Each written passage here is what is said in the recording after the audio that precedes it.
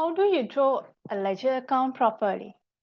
The first thing that you should do is write in the account name. A lot of students forget to mention the account name and they just draw the table. So the first thing that you should do is write in the account name in the middle of the page like this. Let's say this account is sales account. So I'm going to write the account name first, sales account. Then you can draw the top line of the account and then the middle line of the account. Now you have a T account, but here we are going to draw the account with all the columns.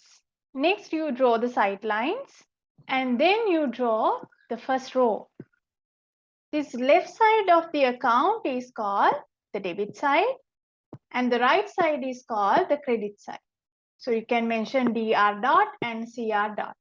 Each side has 4 columns. Altogether, we have 8 columns. So now we are going to divide debit side into 4 columns and credit side into 4 columns. First column is date, next description, then LF.